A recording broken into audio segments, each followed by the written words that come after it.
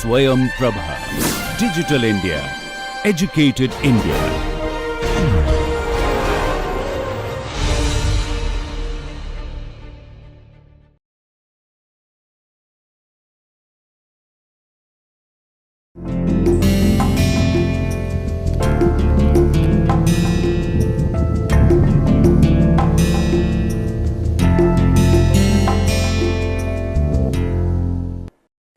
Welcome to the fourth session of week number 8 of our course Marketing Management 2. Yesterday, towards the end of the session, I was talking about service quality. I introduced to you the 5 dimensions of service quality: tangibility, empathy, assurance, response, and reliability. I am going to discuss those issues a little bit more in detail as I promised yesterday. However, right in the beginning I would like to introduce to you another concept which is quite associated with service quality, which is service productivity. And in marketing of services, we have to always understand the balance between service quality and service productivity. So, quality focuses on the benefits created for the customer. Service quality has close correlation with consumer customer satisfaction with the service. But the productivity addresses the service providing organization's concerns regarding financial costs and profitability. So, obviously for productivity, service productivity, we want to keep the costs down to improve the profits and have more maneuverability, more room to manage the pricing, because I introduced to you the concept of variable pricing yesterday. So, when we have low demand, then one of the things in marketing of services we do is to play with the prices, provide additional discounts to stimulate demand. But to be able to provide that sort of deep discount or attractive promotional offers, we have to keep our costs down, because then only we have the flexibility to deal with variable pricing. So, productivity is therefore essential to increase profitability, so that we can have more flexibility with respect to pricing. And also, if we are able to save money, if we are able to save what we in Japanese call muda or waste, that could be waste of time, that could be waste of effort, both of which will ultimately translate into waste of money. So, if we can save wastage, if we can reduce wastage, if we can reduce infructuous or non-essential costs or unnecessary costs by improving the process flow, then we can use that savings to improve the customer service, or maybe create supplementary services which always create the customer delight. Some additional cream on normal bread and butter. But remember, as I mentioned, service productivity or efforts for service productivity sometimes may affect consumers' experience and thereby affect service quality. Let me give you an example. In a restaurant, we normally measure productivity by our turnover or billing per seat hour. That means every seat, just like earlier, if you remember, I discussed about every shelf in a retail, here every seat in a restaurant is our working asset, and the number of people who will be using that seat, meaning number of billings that we can do. So, more people are occupying that seat per hour, more opportunity for revenue generation, which means that we need to speed up our service, and ideal examples are fast food restaurants or the idli dosa Udupi South Indian restaurants. You see, there people come in, they are served hot idlis, hot dosas quite quickly, people eat and they do not linger on, and then they depart, another person comes and occupies that seat. If throughout South India, the famous Udupi restaurants often will have people standing behind you because they are waiting to take your seat. So, the seat is not vacant even for a couple of minutes. A person goes, the table is cleaned quickly, and the new person starts utilizing that table chair set for the next set of service operation. Now, this process, this high velocity throughput may be quite acceptable in an Udupi restaurant, in a breakfast joint, in a fast food restaurant, but if you have a fine dining restaurant where people come to spend time, quality time with each other, there if you actually hustle people, that will be detrimental to your service quality, that will affect the customer experience. So, what I am trying to say is, what you will do to improve your service productivity is not one set of recommendation.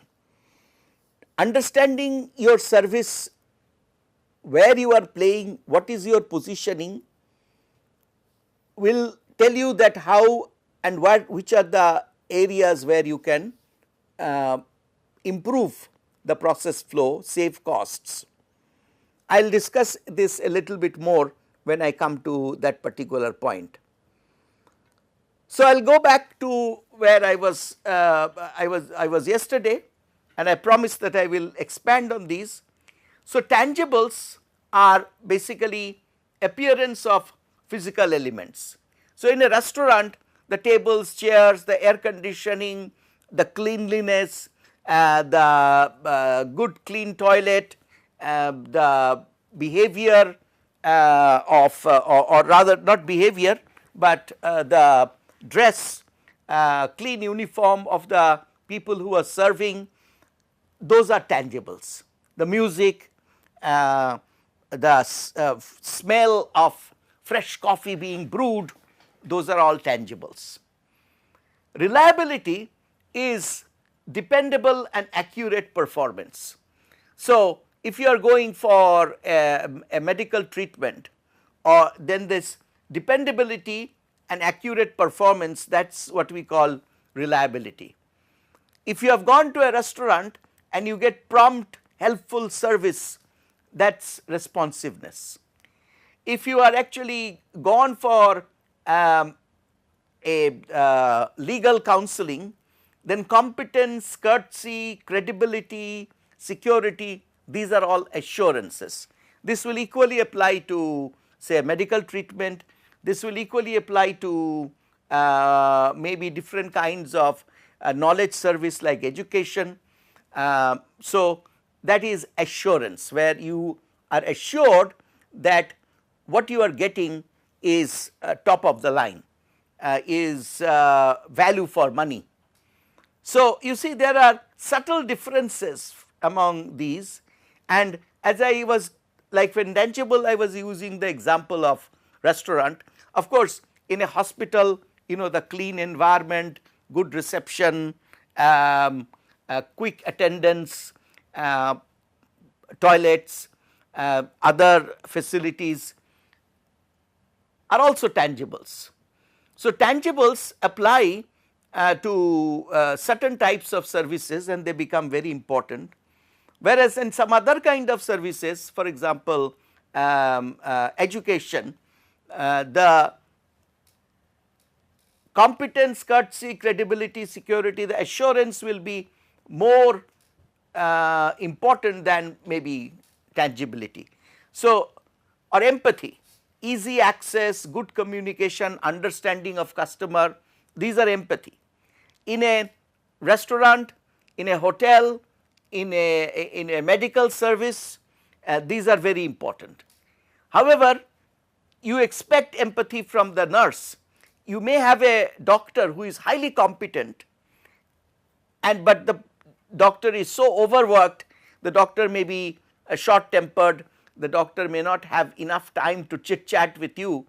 You may feel a lack of empathy, but as long as you are assured of the competency, credibility, or you know that what you will get from the doctor when the dental treatment is given, it is dependable and accurate. So, assurance and reliability will take a higher precedence in that particular case.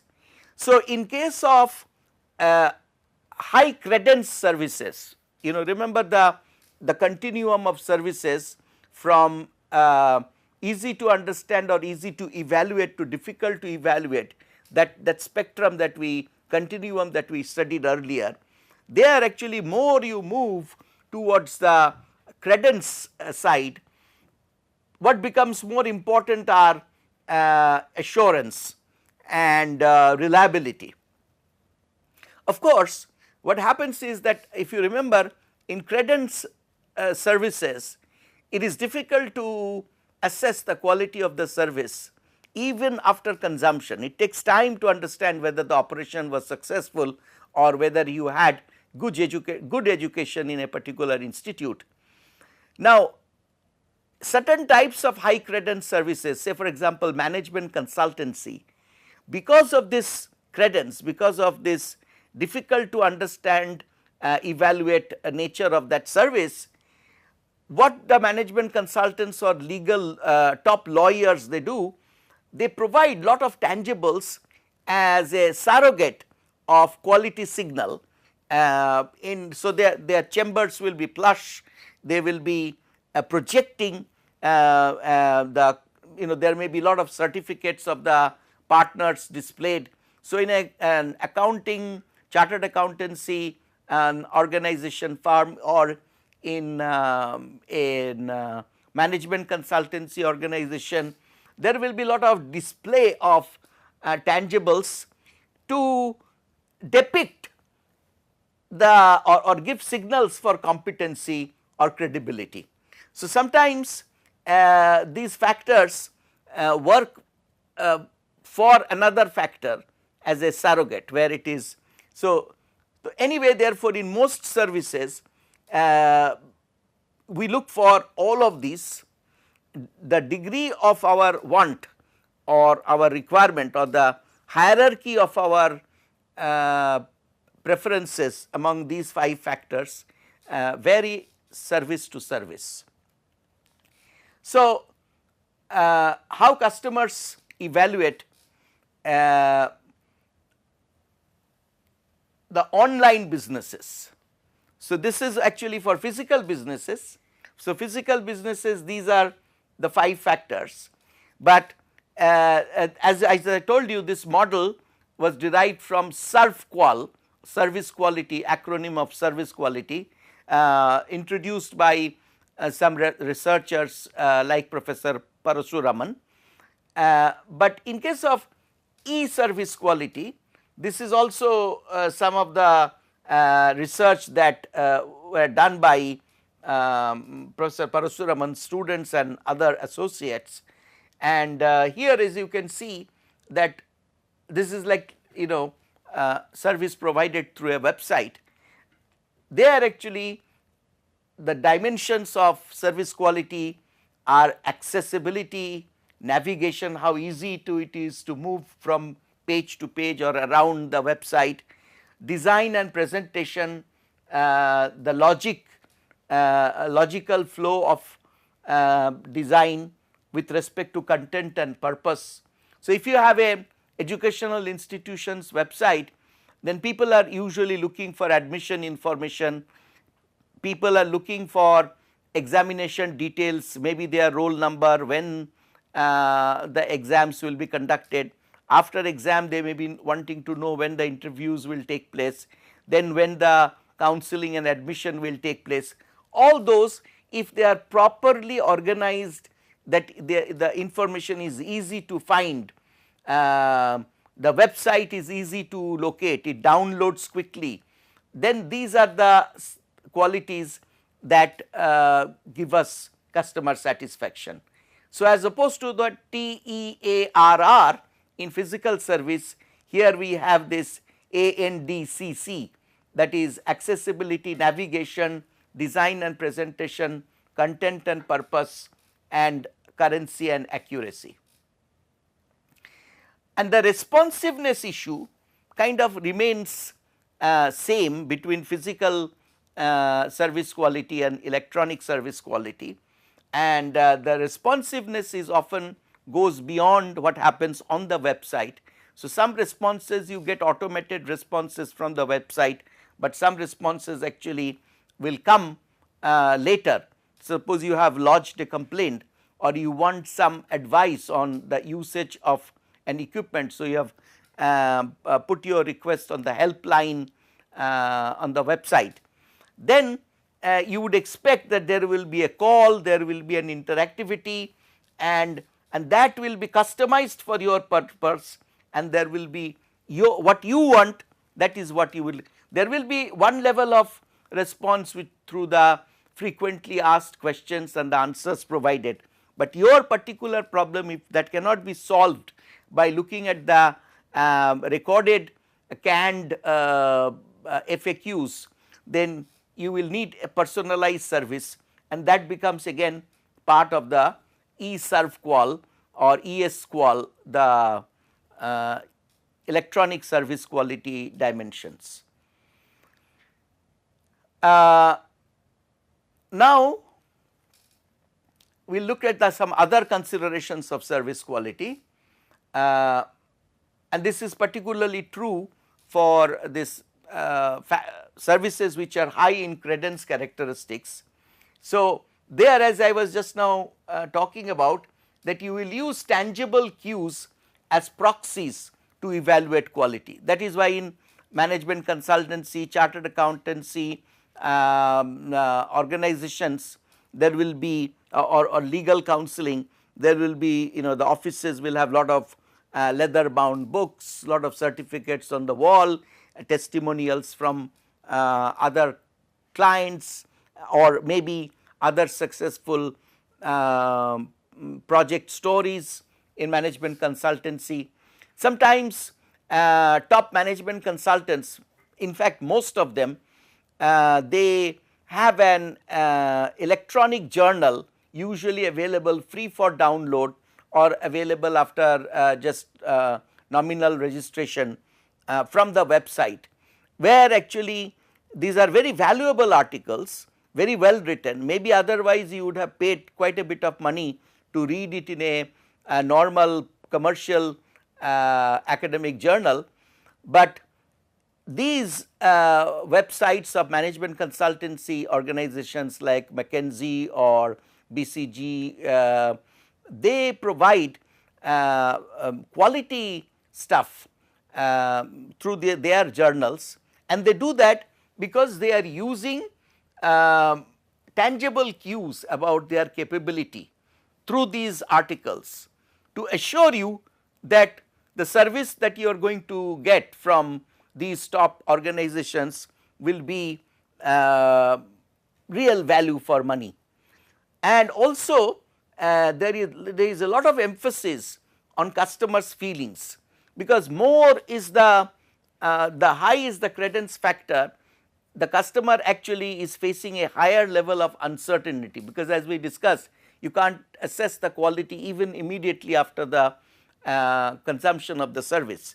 So, a high in credence characteristics, you use proxies, tangible proxies, and you focus on customers' feelings to assure the customer that what they are getting is top quality.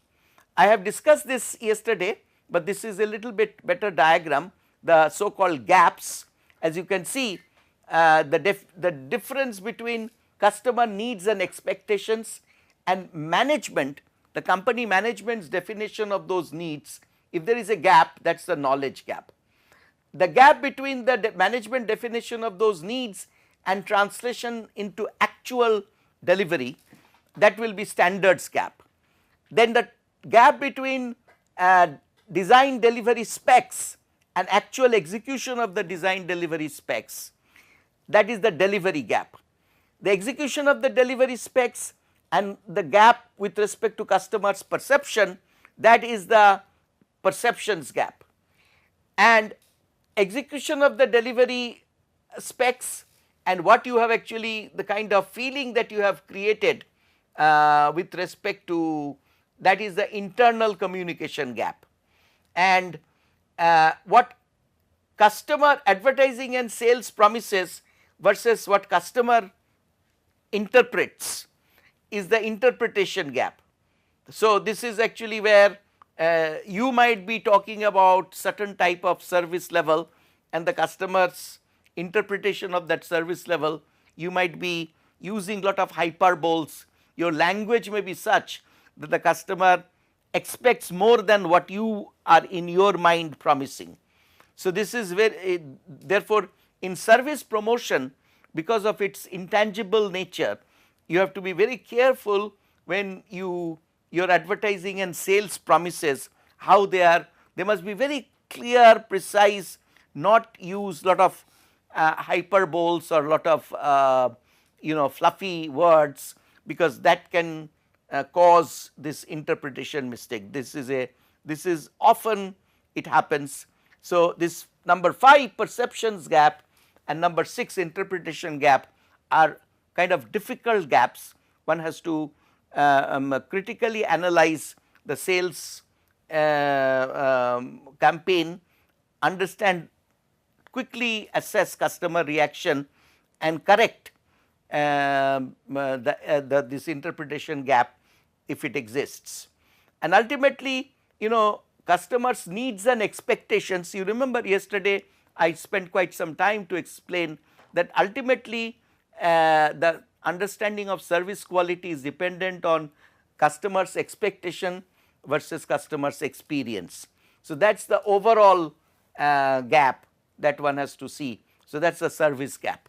So, these are the 7 gaps: knowledge gap, standards gap, delivery gap, internal communication gap. Remember, I was talking about that in services marketing, as opposed to normal company to customer external marketing, we need a very strong emphasis on internal marketing, that is between the company top management and the employees. There needs to be very regular planned sustained communication, so that this internal communication gap does not happen, because then what will happen is that advertising and sales promises versus what actually is delivered as service will create this gap. So, from here we will move to therefore some prescriptions that how these gaps can be managed. So, for managing the knowledge gap, understand customers' expectations, improve communication between frontline employees and management, turn information and insights into actionable prescriptions. So, this is the knowledge gap. Learn what the customers expect and see that is well understood by all the organization employees, particularly the frontline employees. So, this process we call sense what customers want, share widely within the organization and act, respond. Okay. Then standards gap. So, service quality standards that reflect the expectations, that is what you need. So, the kind of price level you are setting, where your hotel is located, where your restaurant is located, the positioning that you have created in the customer's mind through your sales promotion, etc. So, you have to understand that your communication should be set in such a way that it conforms to what that the level of service, the standards that you are actually going to deliver. So, set, communicate and reinforce customer oriented service standards for all work units, for all employees within the organization. This is where the standards gap, to manage that, you must have good communication between the front line and the backstage, as we were talking about yesterday in service. And measure performance and provide regular feedback, reward the good performance and good employees. That actually concretizes the understanding of, because service is intangible to that extent, the standards are also not very well understood, but when you reward somebody for having done, like a customer had missed his flight and somebody went out of his way to find an alternative solution for that customer without affecting the revenue potential of the organization. When this is done well and that employee is rewarded, then that is a clear signal of what you mean by good standard of performance. Then delivery gaps. This is to ensure that the service performance meet the standards. Here again, role clarity of frontline employees is very, very important. In fact, in a call center or even in hotels and even in hospitals, the employees are coached using some set standard scripts, that if this is the situation, this will be your verbal response, this will be your action response. So, that actually clarifies the employee's role by using some scripts. So, this is quite well practiced in many services where there is wide public contact. And then you have to train employees in priority setting and time management. As you have seen in a busy hotel, the front desk, somebody is waiting to check out, somebody is waiting to check in, somebody is asking some question, some direction to a place, somebody wants information or tickets or something. So, there are multiple things happening. This multitasking will have to be managed by proper allocation of responsibilities and also cross training of people, because sometimes there may be lot of people waiting for checkout. Then you cannot have a person who is only specialized for checking in. Then you need to have this cross potential, so that one person can take up the other load if there is some jam at that point. So, train employees in priority setting, time management, and also I would say cross train people. In some other types of services like in hospitals, etc., you have to also be very careful to see that the role clarity assures that there will be no conflict among employees. And then here again we give emphasis on reward system. For internal communication gap, you have to ensure that the communication promises are reliable, seek comments from frontline employees and operations personnel about what is being advertised, because sometimes they will tell you sorry, this is too much, it cannot be managed. Maybe like if you say there will be 5 minutes check in or 3 minutes check out, and the frontline people say no, when there is a rush it is not possible. Or you say in our restaurant your order will be definitely processed, your food will be served in 20 minutes. Maybe your backstage people, your kitchen people will say no, that is not possible. If somebody orders some item which is not regularly not a very regular chalu item, then maybe it will take longer, it will take 45 minutes to cook and deliver. So, consult your frontline employees, consult your operations people, backstage employees, and so that what you are promising through your advertising sales campaign is realistic. So, this reality check with your own employees is very important. Get sales staff to involve operations staff in meeting the customer. Sometimes the operations staff may have their own comfort level and the sales staff are normally trained to go the extra mile to meet the customer requirement, and the operations people never meet the customer. So, in organizations, service organizations, lot of benefits have come when the operations people participate in in the interaction with customers. So, like for example, in hotel, people who learn hotel management, they are normally they have to go to all the departments and interact with all different circumstances. So, people who will become chefs, they are also trained to deal with customers directly, because this understanding is very important. Ultimately in service, everything is people to people. So, even if you are at the backstage, you have to know that I am serving a person. So, that personification in your of your understanding, employees understanding, becomes better when the operations people, backstage, front stage people are often working together. They deliberately, backstage people are brought to the front stage. And of course, ultimately, as I said, there has to be a reality check with your own people about what you are promising. Perception gap, here we were talking about that the after service perception of the customer, how it is compared with the pre-consumption expectation.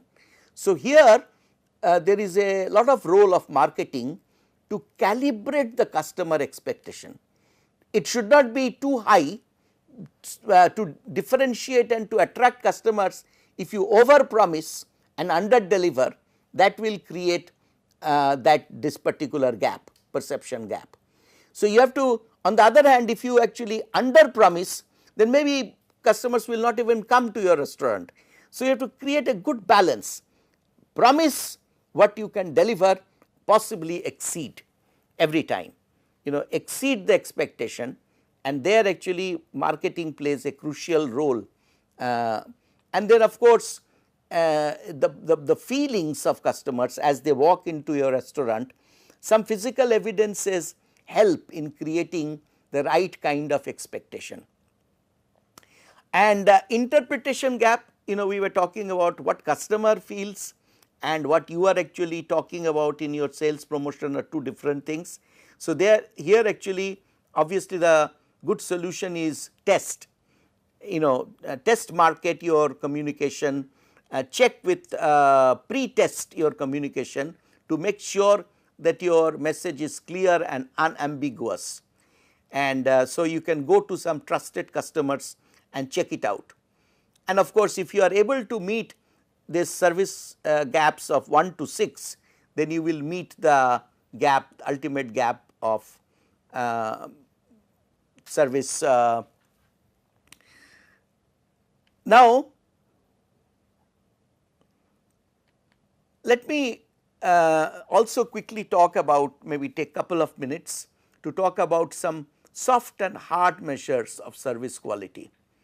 So, soft measures are not easily observed, must be collected by talking to customers, by talking to employees, others, taking photographs, doing some focus group exercises with a mix of customers and employees.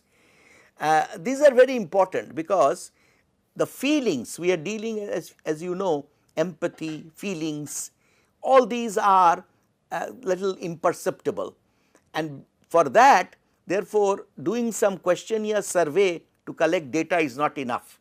You have to observe, observe, observe, and that is why to provide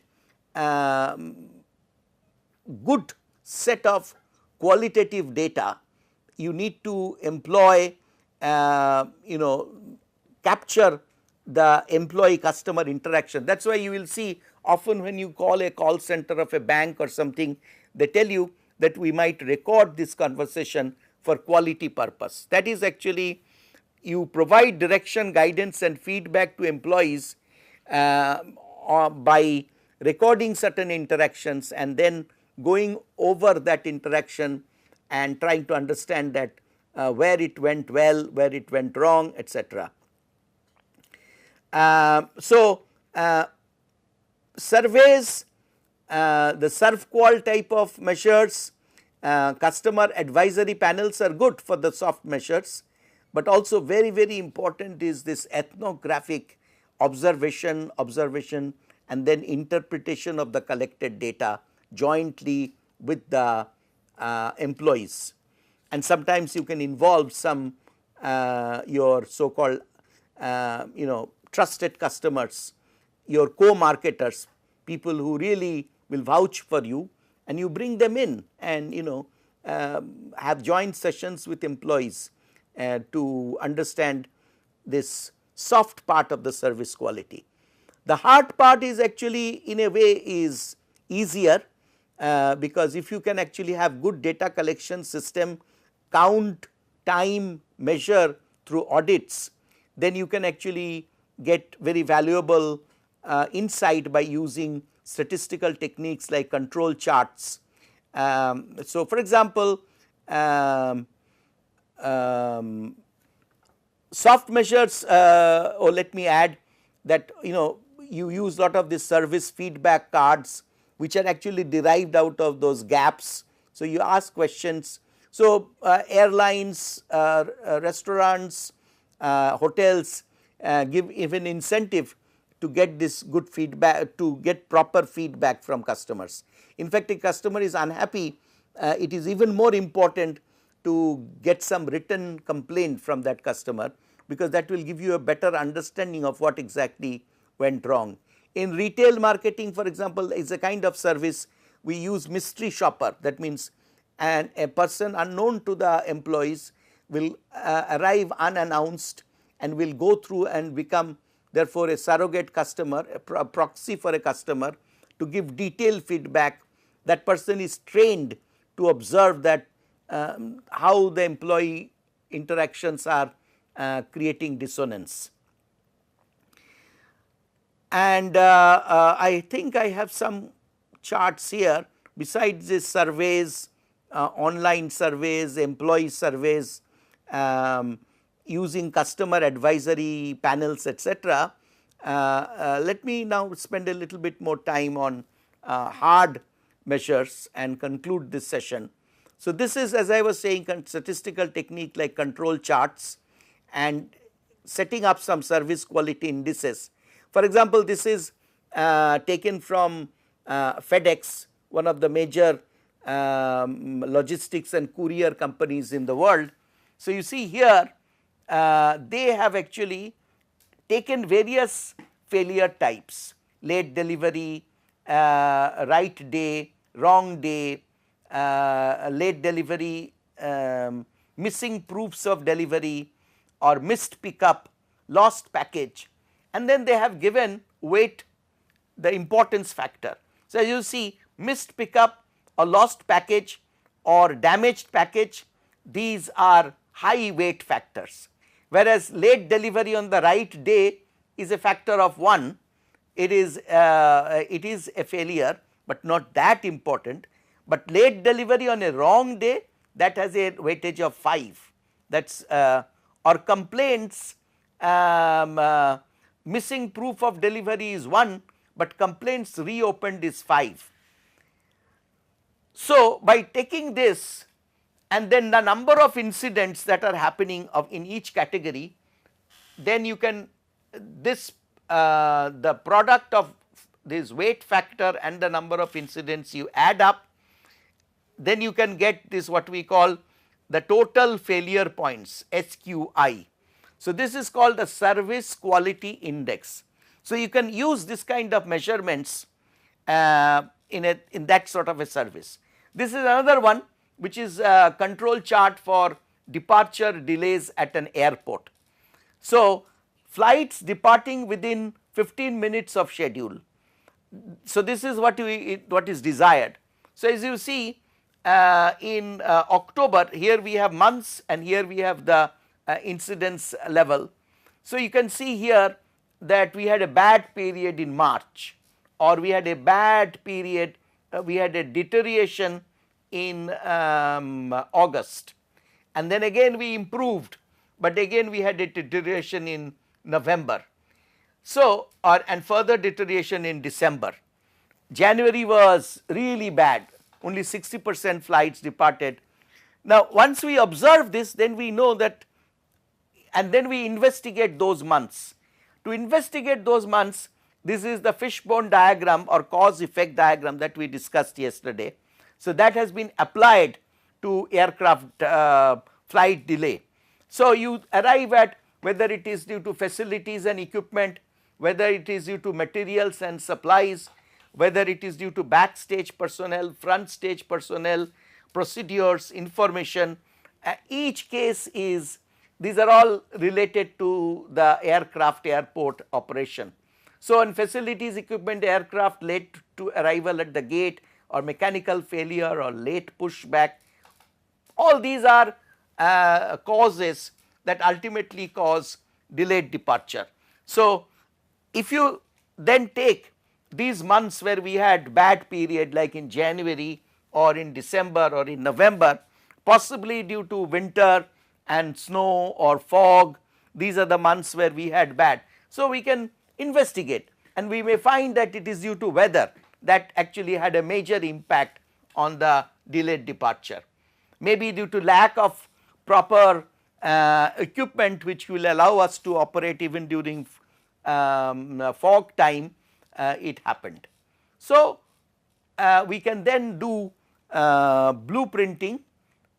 Using this, then we can actually take also the entire flow and do this analysis and come up with some data based hard analysis of service level, or where service is failing, or how service can be improved. So, this kind of concludes our discussions on service quality, service productivity, and what marketers need to know with respect to service quality and productivity to enhance customer satisfaction, to get better loyalty, repeat business, and so on. And in the coming sessions, we have couple of sessions left. We will try to go over the entire course and give you an overview or sort of a wrap up of the whole course. So, see you again tomorrow for those concluding sessions. Yesterday and today we discussed several topics for services marketing. They are all related, but there are a number of topics that we have covered with respect to service quality, service productivity, creating service repeat business, employees behavior which will affect consumer behavior in service setting. Now, this book that I had referred, our book, I am one of the co-authors of this book, Services Marketing, published by Pearson India, written jointly by Professor Lovelock, Professor Witz and myself. Please refer to chapter number 9 to 14 of this book for getting a detailed understanding of the various things that we have discussed. It is very clearly explained in this book. So, chapter 9 relates to balancing demand and capacity, and then chapter 10 relates to crafting the service environment, or chapter 14 is about this service quality and productivity. So, maybe I would say the most important things that you can, most of the things that we have talked about yesterday and today are covered in chapter 8, 9, 11 and 14, 8, 9, 11 and 14 in this book. So, that is for more detailed understanding, or as I mentioned, you can always go to the course that I had delivered on NPTEL on services management, a full course.